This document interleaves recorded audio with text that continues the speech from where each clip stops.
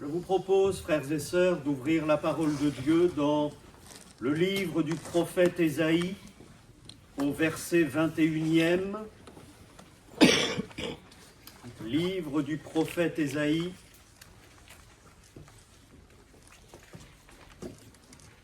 chapitre 21.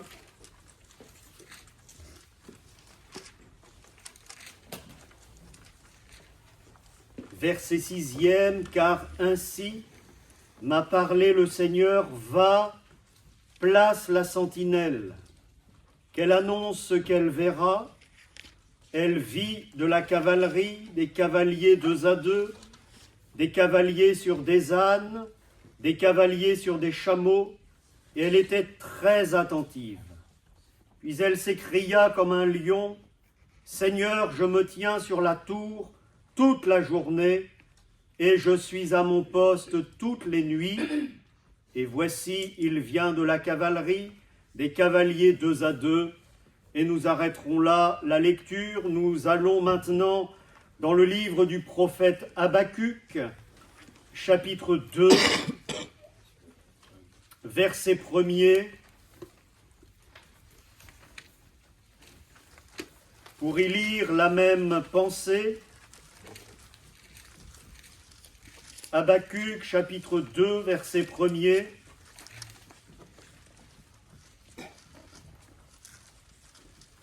J'étais à mon poste et je me tenais sur la tour. Je veillais pour voir ce que l'Éternel me dirait et ce que je répliquerais après ma plainte.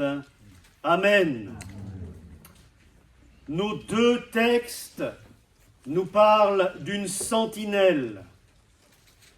Tout d'abord, le prophète Ésaïe dit ceci, car ainsi m'a parlé le Seigneur, va, place la sentinelle, qu'elle annonce ce qu'elle verra. Et Habacuc nous dit, j'étais à mon poste et je me tenais sur la tour, je veillais.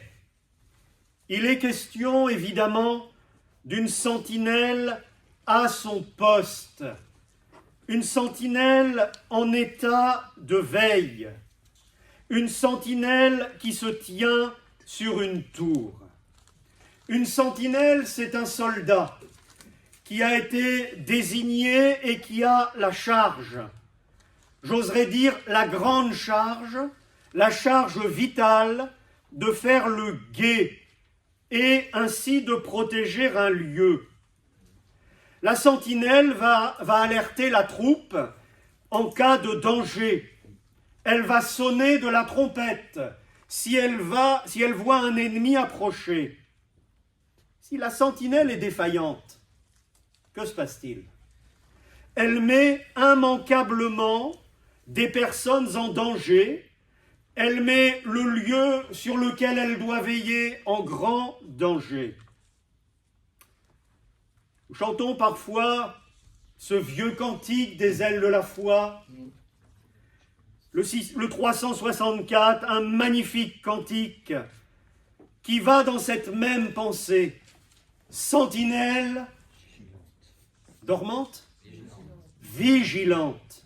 Qu'en est-il donc de la nuit? Dis à l'âme somnolente que déjà le matin luit. Le disciple de Jésus-Christ, il est où il doit être, ou si cela n'est pas le cas, il doit le devenir, être une sentinelle vigilante, là où le Seigneur l'a placé. Vous êtes d'accord? Amen. Eh bien, dites un grand Amen. Amen. Alors, j'aimerais voir quelques points avec vous, quelques traits de caractère de la sentinelle que nous devons être ou que nous devrions être. Nous sommes en progrès.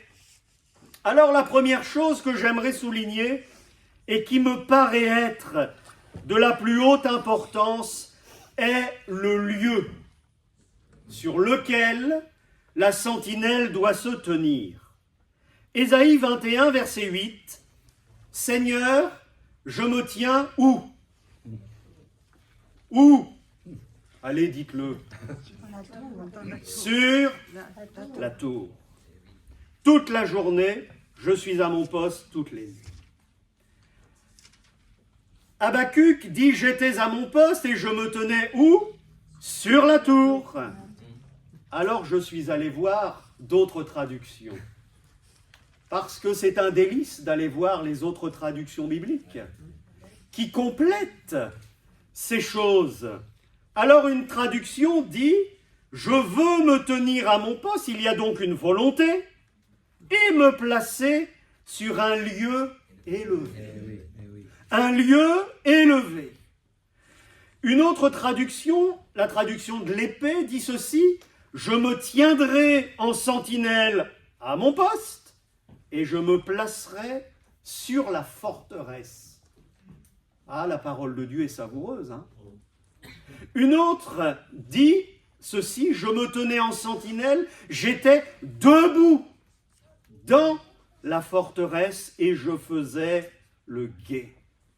Une sentinelle, frères et sœurs, ça se tient debout. C'est pas allongé. Il y a de l'énergie chez la sentinelle et pas de la mollesse. Une autre version dit « Je resterai debout sur les retranchements. Je demeurerai ferme sur le rempart, dit le traducteur Filion. Et la dernière, que j'aime énormément, je monterai sur une roche et je veillerai. Une roche ou un roc.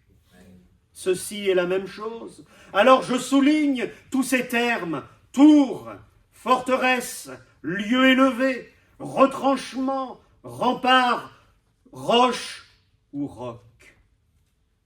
David, le roi David, bien sûr, avait déjà saisi cette merveilleuse réalité et il l'exprime au psaume 18. Connaissez le psaume 18? Oui? Il n'y a pas beaucoup d'ouïe, alors on va le lire. Allons-y, parce que la parole de Dieu, elle est enthousiasmante. Psaume 18, verset 1er. Au chef des chantres du serviteur de l'Éternel, de David, qui adressa à l'Éternel les paroles de ce cantique, lorsque l'Éternel l'eut délivré de la main de tous ses ennemis et de la main de Saül. Et quand on lit le récit de la vie de David, Saül l'a poursuivi un paquet de temps, de nombreuses années. Alors David va s'exprimer, et au verset 2, c'est son cœur qui parle. « Je t'aime, ô Éternel ! Éternel, mais ma force, Éternel, mon rocher, ma forteresse, mon libérateur, mon Dieu, mon rocher. » Mais il ne se répète pas. Il exprime simplement tous les attributs divins où je trouve un abri, mon bouclier, la force qui me sauve, ma haute retraite. Je m'écrie, loué soit l'Éternel, et je suis délivré de mes ennemis. Amen. Et vous lirez la suite à la maison. Autant de termes qui nous parlent du Seigneur Jésus.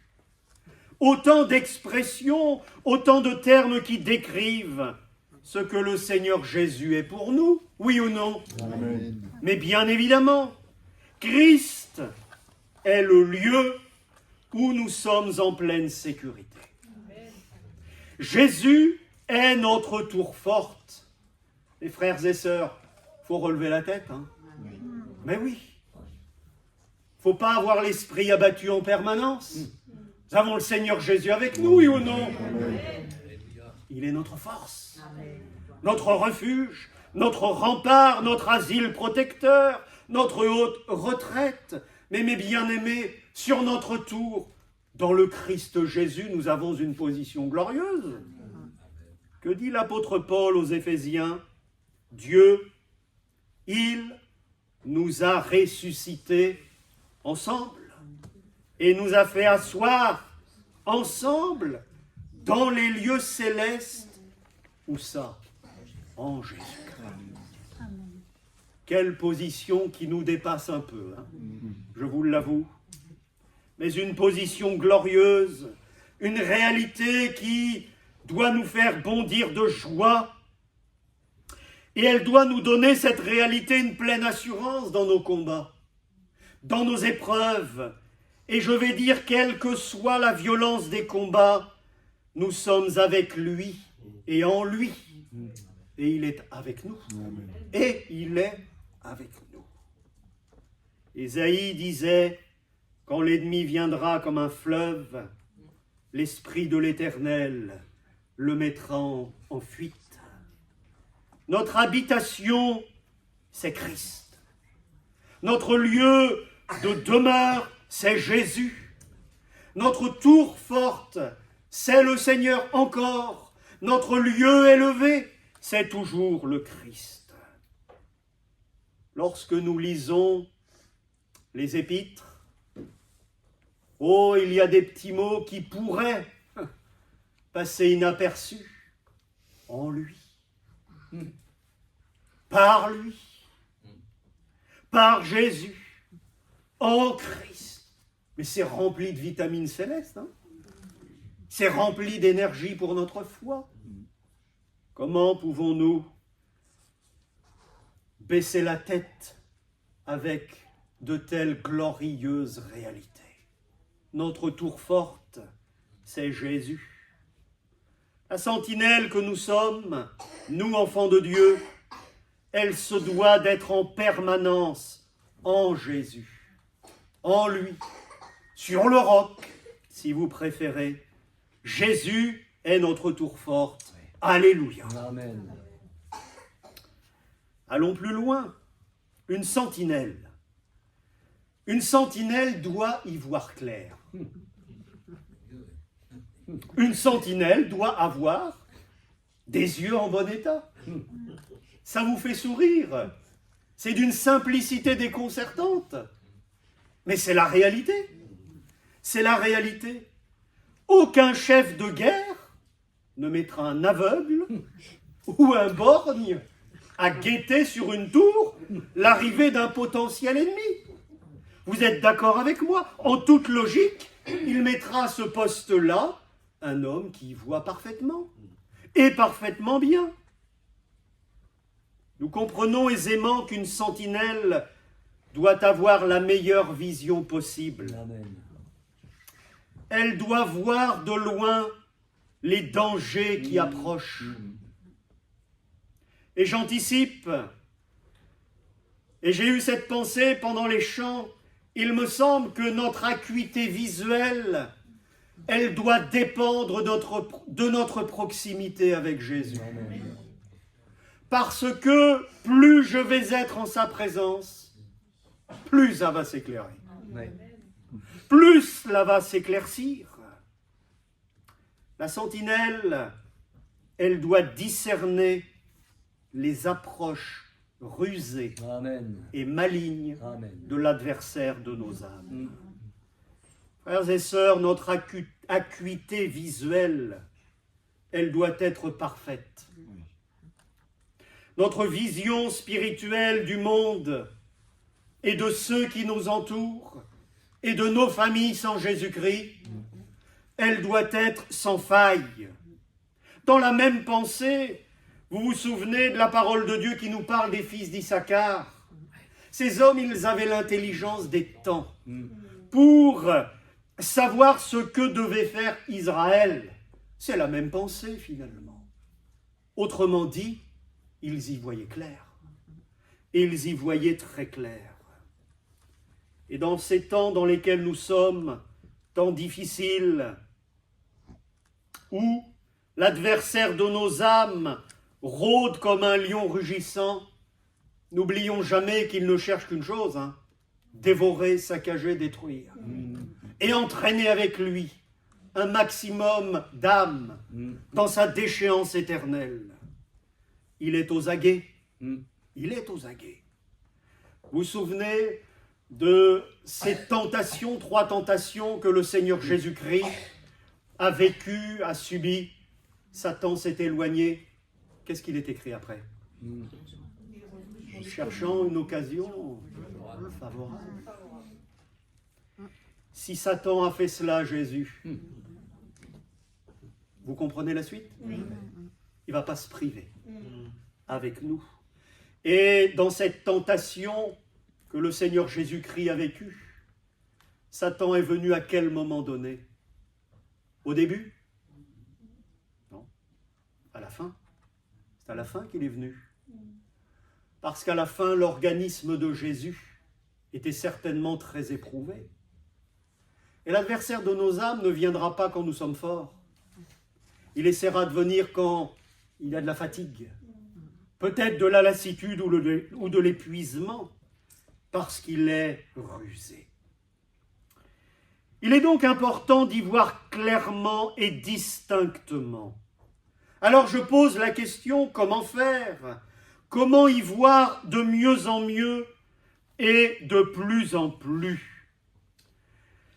Alors simplement, pour y voir distinctement, il faut de la lumière. Il est possible d'avoir des yeux en excellent état, mais en pleine obscurité, il nous faut de la lumière. Et notre lumière, c'est Christ.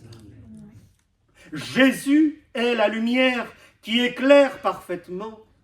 Jean 8,12, Jésus dit « Je suis la lumière du monde. Celui qui me suit ne marchera pas dans les ténèbres, mais il aura la lumière de la vie. » Donc, plus je suis proche de Jésus, mieux j'y vois, ou plus j'y vois clair. Autrement dit, Jean 9,5, pendant que je suis dans le monde, Jésus a dit « Je suis la lumière du monde. » C'est dans notre intimité avec le Seigneur qu'il nous éclaire et nous fait voir distinctement. Vous savez, il y a des situations importantes qui nécessitent que le Seigneur nous éclaire. Et dans ces situations-là, il est important d'aller vers lui de plus en plus et de lui dire « Seigneur, éclaire-moi. Seigneur, il y a ces chemins qui sont là devant moi. Lequel dois-je prendre? Y a-t-il un danger pour moi? Montre-moi, Seigneur. » Vous savez, il y a des opportunités professionnelles qui ne sont pas des bénédictions, mais qui sont des pièges pour la ruine de ceux qui emboîteraient ces pas-là. L'apôtre Paul, à l'église d'Éphèse, utilise une expression savoureuse, réjouissante. Dans cette même pensée aux Éphésiens, il leur dit « Et qu'il illumine les yeux de votre cœur. » Alors que le Seigneur le fasse. Vous êtes d'accord avec ce programme-là? Seigneur, illumine mon cœur de cette lumière divine qui va éclairer mon chemin. Pour y voir distinctement, il faut aussi de bons yeux. La lumière peut être présente, mais si les yeux sont abîmés ou en mauvais état, si nos yeux, et je parle de ceux du cœur, sont atteints de myopie, hypermétropie ou autre, ou si les yeux ne fonctionnent plus, j'aimerais dire que la bonne nouvelle, c'est que le Seigneur Jésus ouvre les yeux des aveugles. Amen. Alléluia. Oui, le Seigneur ouvre les yeux. Vous vous souvenez de ce texte du livre des rois où le roi de Syrie a envahi la terre d'Israël et dans 2 Rois 6,15, je lis pour vous, le serviteur de l'homme de Dieu se leva de bon matin et sortit. Et là, les yeux de la chair regardent. Et voici une troupe entourait la ville, avec des chevaux et des chars. Et le serviteur dit à l'homme de Dieu, « Ah, mon Seigneur, comment ferons-nous » Ah, j'ai entendu des chrétiens utiliser ces mêmes expressions. C'est désolant. Excusez, c'est désolant.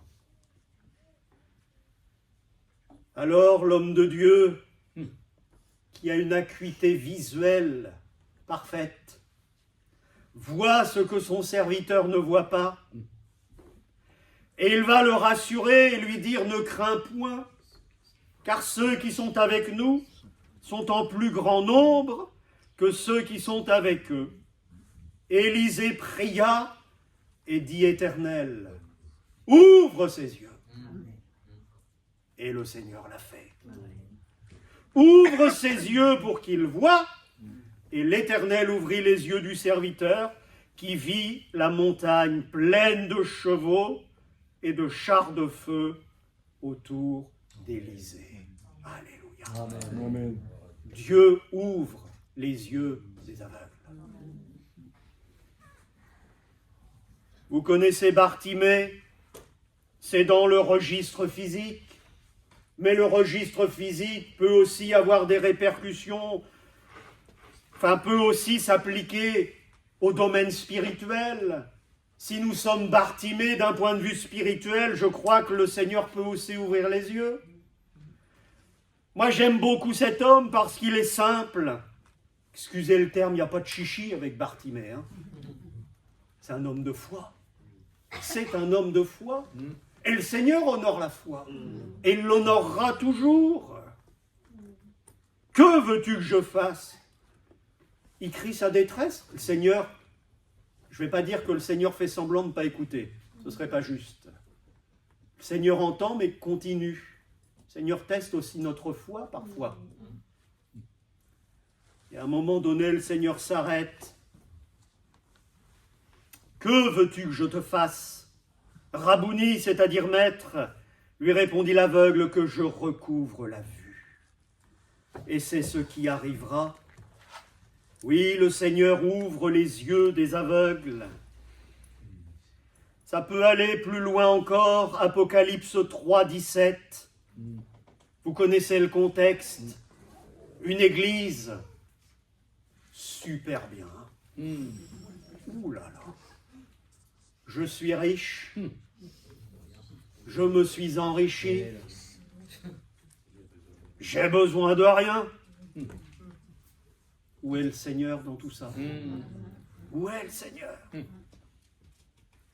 Et là, ce n'est pas un pasteur qui donne le verdict. Hein. C'est Jésus lui-même. Parce que tu dis, je suis riche, je me suis enrichi, et je n'ai besoin de rien. Et parce que tu ne sais pas. L'ignorance, c'est terrible. Tu ne sais pas que tu es malheureux, misérable, pauvre, aveugle et nu. Et pour une église aveugle, dans un état terrible, Jésus lui-même, merveilleux Jésus, Amen. il propose le remède. Merveilleux Jésus, il ne la laisse pas dans son état, mais il veut la relever. Il propose un divin collier pour oindre ses yeux et y voir. Mais bien-aimés en Christ, si nos yeux sont malades, si nous avons du mal à y voir, allons vers celui qui va les ouvrir et les guérir parfaitement.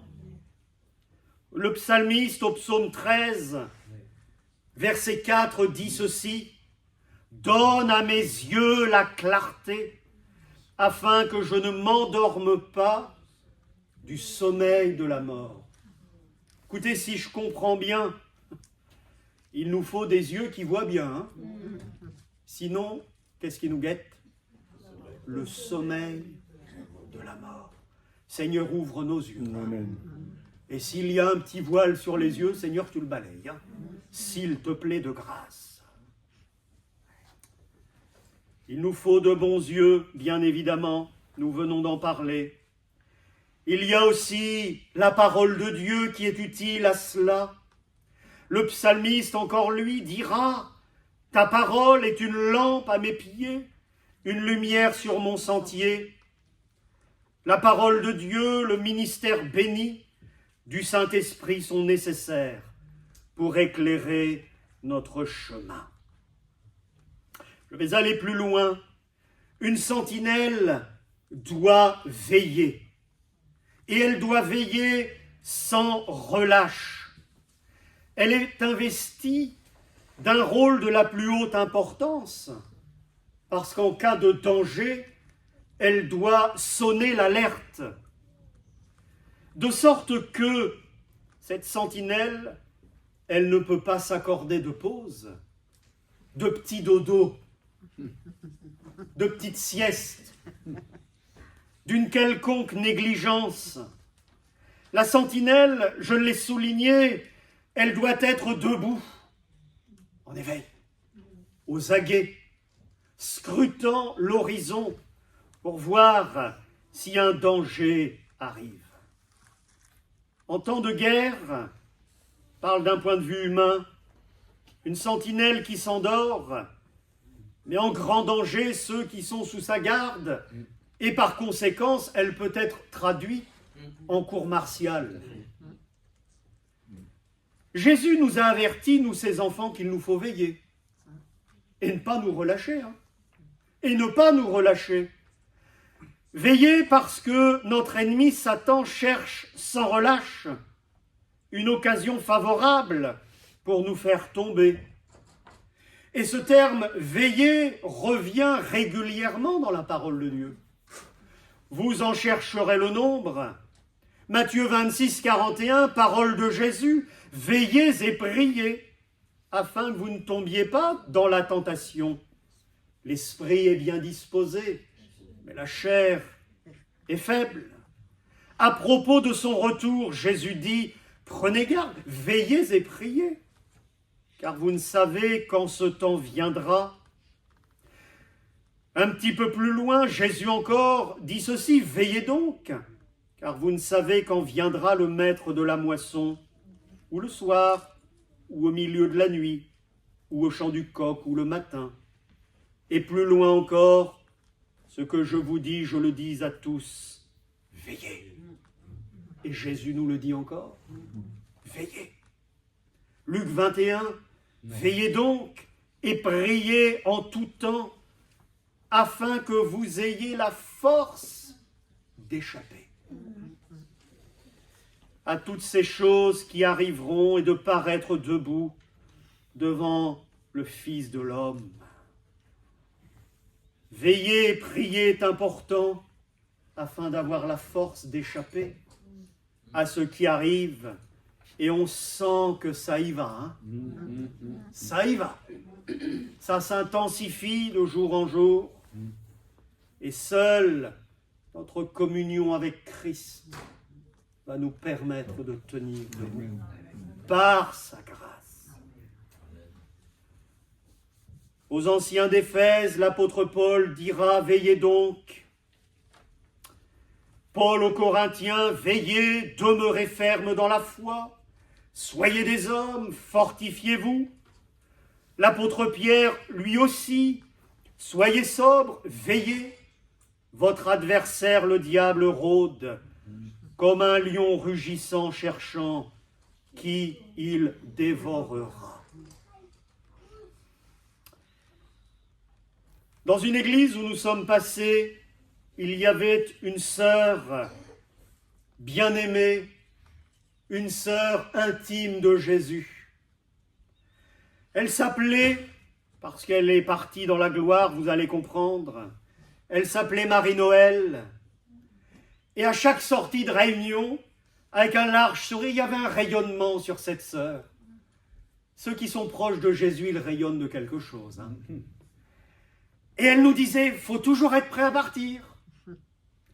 Et c'était un leitmotiv. Jésus revient. Il faut être prêt à partir. Et c'était fait avec joie, avec simplicité. Et c'était très chaleureux, vraiment, vraiment. Et un dimanche matin, au culte, temps de louange, Marie-Noël élève sa voix, et la voix est particulière. C'était très étonnant. Il y avait de l'émotion, il y avait des sentiments particuliers. Et elle dit, Seigneur, laisse ta servante s'en aller en paix. Le dimanche. Et Il me semble que c'est le samedi matin après. On me téléphone, Monsieur Petain, on n'arrive pas à joindre Marie-Noël. Son mari l'avait abandonnée, elle avait élevé sa fille toute seule, elle avait connu la grâce de Dieu, le Seigneur l'avait sauvée. Et la sœur qui m'appelle au téléphone, elle me dit, mais telle autre sœur a essayé, on n'arrive pas à la joindre. Je dis, écoutez, appelez les pompiers. Les pompiers sont allés, j'ai pris la voiture, j'y suis allé. Les pompiers étaient montés au 2e étage, avaient fracturé une vitre. Et Marie-Noël était dans sa cuisine.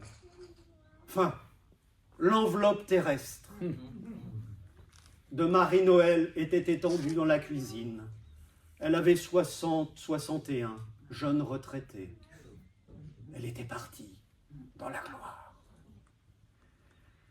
Son leitmotiv, c'était toujours être prêt à partir. Veillez, Jésus revient. Une sentinelle doit donner l'alerte en cas de danger imminent. Voir l'ennemi approcher, ne rien dire, ne rien faire, serait la mort assurée. Ce qui m'amène à dire que notre témoignage personnel, il est important, frères et sœurs. Nous sommes des sentinelles. Nous sommes des sentinelles. Et si nous avons l'occasion de rappeler à quelqu'un qu'il est temps de se préparer à partir ou de donner sa vie au Seigneur Jésus avec adresse, faisons-le. Faisons-le. Dimanche dernier, nous faisons notre culte à la maison. Nous prenons le repas du midi.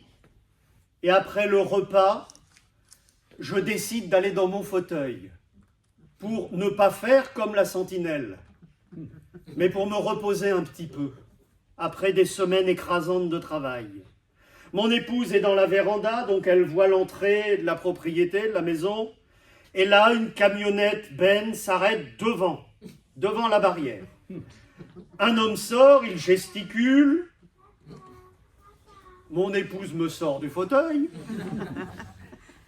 Et là, il y a un homme du voyage, parce qu'on les connaît, on a vécu aussi avec eux. Il me dit, votre voisin là-bas, il me dit que vous avez un gonfleur, j'ai un problème avec un pneu qui est dégonflé. Je dis, pas de souci, on va vous aider, mon ami. J'ouvre la barrière, je le fais venir. On essaie de mettre de la pression dans le pneu. Évidemment, le pneu, vous savez, le Seigneur est dans les détails. C'était pas un problème de petite fuite. Il y avait une fente comme ça dans le pneu. Donc je donne un coup de gonfleur, ça ne gonfle pas évidemment, enfin ça fuit. Il dit, vous n'avez pas des mèches pour réparer le pneu? Je dis, bah, si, quelque chose pour réparer le pneu. Alors je sors ce qu'il faut. Je dis que le Seigneur est dans les détails. Parce que un simple pneu dégonflé, je donnais un coup de gonfleur et repartait. Là, il y avait une fente de 2 cm dans le côté du pneu. Et là, je le vois trifouiller le pneu, mettre 3-4 mèches dans le pneu, il donne un coup de gonfleur. Le temps passe, on commence à parler, et puis je sens quelque chose intérieurement qui bouillonne un petit peu, mais un bon bouillonnement, je vous rassure. Je me dis, il faut que je lui parle du Seigneur à celui-là. Il m'a réveillé dans mon fauteuil, il faut que je lui parle du Seigneur.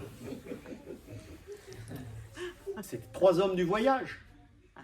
Et moi, je connais les gens du voyage. Je lui fais, oh ouais. Ah bon? Ben oui, les gens, les voyageurs de vie et lumière, là, je les connais. Ils me regardent avec des yeux un peu comme ça. Je dis, bah oui, à la petite église, la petite chapelle à Dinard, on y est allé, moi je suis allé sous les chapiteaux, etc. Je connais les pasteurs là-bas, puis je commence à nommer les pasteurs. Il me dit, tel pasteur, c'est mon oncle. Je lui dis, je suis pasteur. Ah, ma mère, elle est chrétienne. Ma mère, elle est chrétienne depuis 40 ans. Mais moi, je ne suis pas chrétien. Puis il me l'a dit 1 ou 2 fois. Puis gentiment, je l'ai pris par le bras. Il dit, il faut le devenir. Il faut le devenir. Et là, il m'a dit, qu'est-ce que le monde est petit. Quand Dieu veut sauver une âme, quelle était la probabilité que nous soyons là, que je sois là à ce moment-là, que mon épouse soit à cet instant-là dans la véranda pour voir qu'un camion allait s'arrêter devant une barrière fermée pour qu'on aille lui ouvrir? quand Dieu veut sauver les hommes, il faut être une sentinelle pour dire « t'as besoin du Seigneur Jésus ». Nos familles, nos collègues, nos amis, ceux qui nous entourent, ont besoin d'être avertis que sans Jésus, ils courent un danger mortel. Les pasteurs aussi doivent sonner de la trompette et proclamer aux églises que Jésus revient et qu'il convient de se préparer avec le plus grand sérieux. Et je crains, avec de l'émotion dans le cœur, que beaucoup d'églises ne soient pas prêtes à cela en Occident. Je crains que beaucoup de pasteurs ne prêchent pas ce message-là. On préfère se faire des amis. On préfère des rassemblements festifs. On préfère toutes sortes de colloques, de séminaires, de bazars qui ne servent à rien. Les hommes de Dieu ont besoin de prêcher le message qui ramène le peuple à Christ. Amen. Et qui le met en état d'être enlevé. Amen. Je ne sais pas à quelle heure nous sommes à l'horloge divine, mais est-ce que le Seigneur n'a pas retenu un petit peu l'horloge parce que les églises d'Occident ne sont pas prêtes à partir? Jésus revient, il faut être prêt. La parabole des vierges sages et des vierges folles devrait nous alerter et nous alerter vraiment sur cette nécessité d'être prêt pour l'enlèvement de l'Église de Jésus-Christ. Si peu de pasteurs prêchent ce message et sonnent de la trompette disant « Jésus revient, préparez-vous », si peu. Je termine. J'étais à mon poste, dit Habacuc. Je me tenais sur la tour. Je veillais. Et ce cantique magnifique, sentinelle vigilante, qu'en est-il donc de la nuit? Dis à l'âme somnolente que déjà le matin luit. La nuit passe, le matin du grand jour luit, sentinelle, sois au poste jour et nuit, sentinelle, sois au poste jour et nuit. Et la dernière strophe dit ceci, point de repos, de relâche, rachetés de l'Éternel, travaillez à votre tâche, car Jésus revient du ciel. Amen. Frères et sœurs, soyons ces sentinelles éveillées, Amen, vigilantes autour de nous, là où le Seigneur nous a placés. Amen. Et qu'il nous fasse grâce. Recueillons-nous et prions. Ta parole est magnifique et nous voulons la serrer sur notre cœur. Oui.